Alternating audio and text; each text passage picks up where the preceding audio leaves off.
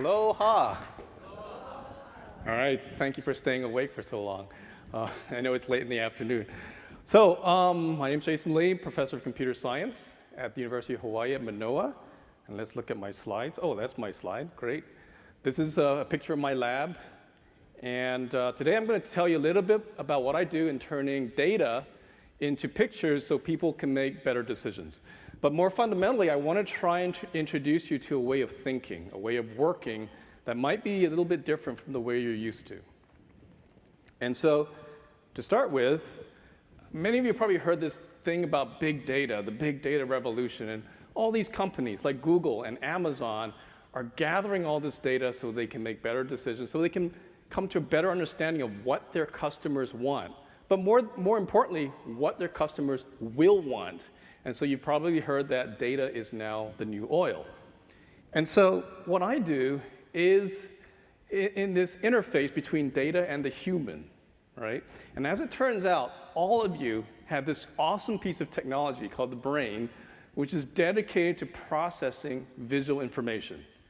And so I would argue, and maybe I'm biased because I work in this area of visualization, I would argue that if you're not using pictures to try to understand a problem, you're basically saying, I don't want to use half of my brain to solve it.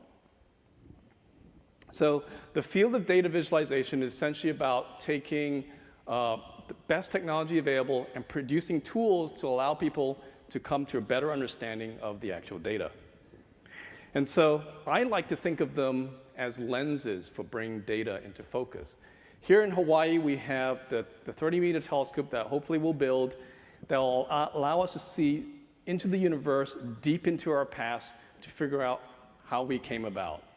And so data visualization tools, for me, are tools that allow us to see into the deep future through predictive analytics.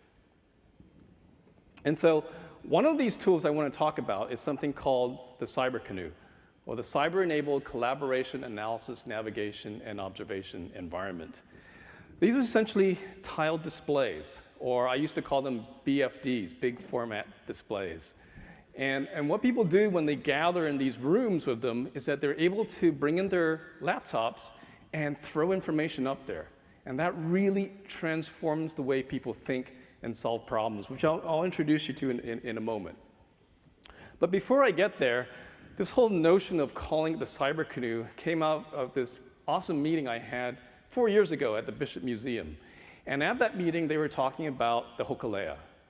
How many people here are not from Hawaii? Quick show of hands.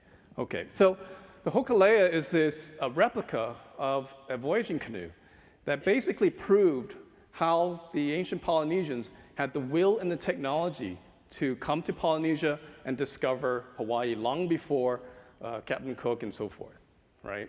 And something was said at this meeting that really resonated, and I couldn't stop thinking about it when I heard it. And that was, and many of you in Hawaii know this, this term or this phrase, the island is the canoe, and the canoe is the island.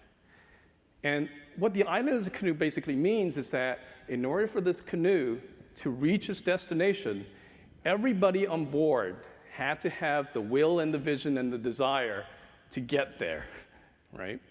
And the canoe is the island basically means the canoe is the thing that sustains them through life in order to get them from point A to point B. And so just as a metaphor for Hawaii itself, in order for Hawaii to continue to move forward into the future, we have to invest in these sustainable technologies like renewable energy.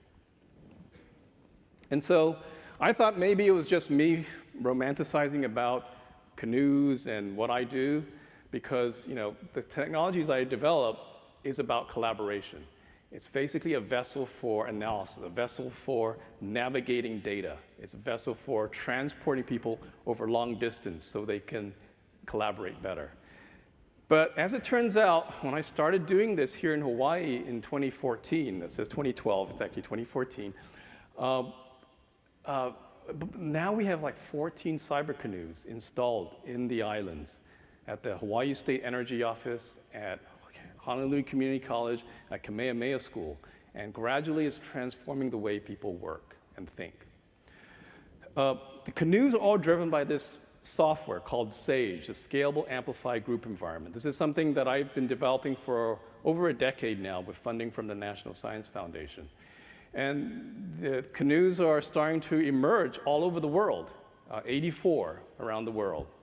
And you can't read this, but they shared the slide deck. You can check out which one is in your neck of the woods. But here are just a few pictures. These are the international sites in 2017. Monash University in Australia, China, Taiwan, all over the place. And in the United States, traditionally they've been mainly universities or national labs like Argonne National Lab. But now more and more we're seeing companies starting to adopt this kind of technology. Caterpillar, Aerospace Corporation, Air France, KLM are also using this technology. And so something kind of cool happens when people work in front of these walls. And by the way, the things in square brackets, since I'm a professor, I have to teach you something today, right? Those are citations to the next set of slides, which has all the references to papers that you can go ahead and read afterwards for your own homework. But basically, what happens when people work in these environments is that since they have the ability to throw all this information up onto the walls, right?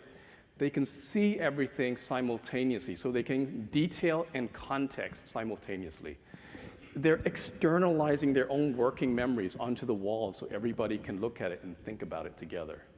And that allows them to parallel process all this information.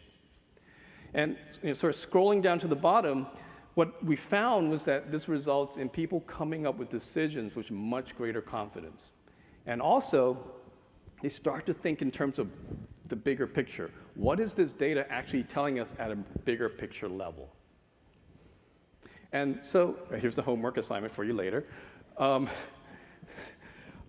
in a nutshell, the analogy is, if I were to ask you to solve a jigsaw puzzle, a really big jigsaw puzzle, would you want to use a small table and do it yourself? Or would you want a big table and bring some friends?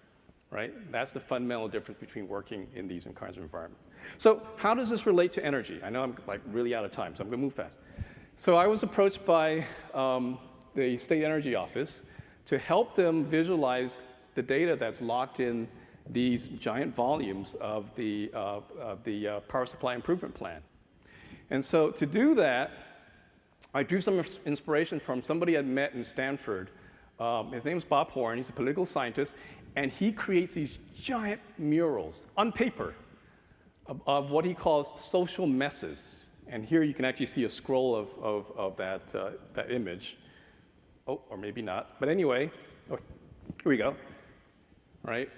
And these are issues that are so complex that no single stakeholder had the ability to wrap their entire minds around. So he would create these giant paper murals. So when we met, it was like made in heaven that he would take advantage of the technologies that I was building. And so in talking to the State Energy Office, we realized that the PSIP document had just as many complex stories that could be told. And so what we did was we developed a piece of software called Haven, which allows people to essentially create multiple juxtapositions of scenarios so they can compare them side by side. And actually tomorrow, if you're around at 4:30, there's going to be a live demonstration as part of the panel of the software. We don't have a large display, unfortunately, to bring here, but you know, we got some cool monitors here, so you can see it from there. And so that, in this picture that you're seeing on the screens, that's just two scenarios. But what about comparing 200 of them? And that's pretty much what the PSIP had. So that's where I sort of got some inspiration from where I was back in Chicago. I used to try and grow things in Chicago. You know, it's much easier here in Hawaii, right? Because you got sun all the time. This is my garden. And what I came to realize from growing stuff was that humans are really good at seeing things like, oh, you know, that's a cool flower, and that's a weed I got to pull out, right? So I thought, what if we represented the 200 portfolios as plants, where the kinds you like are the ones that look the most attractive. So in the bottom right, you see a little flower. The flower at the top represents solar, how much solar is in the portfolio. The leaf represents how much bio. The water drop represents how much hydro is in the portfolio, and the tilt represents how much wind, and the ground represents how much, essentially, fossil fuels there are. And by sorting on certain criteria around the center, you can start to see, if you look in the center, you can see the kinds of plants that are most favorable. Those are the kinds of portfolios that you probably want to take a look at because they best meet the criteria you're searching for. Well, like I said, I don't want to spoil tomorrow's surprise at 4:30, so I'm going to end it right here. If you want to find out more about the lab, check out lava.hawaii.edu. Thank you so much.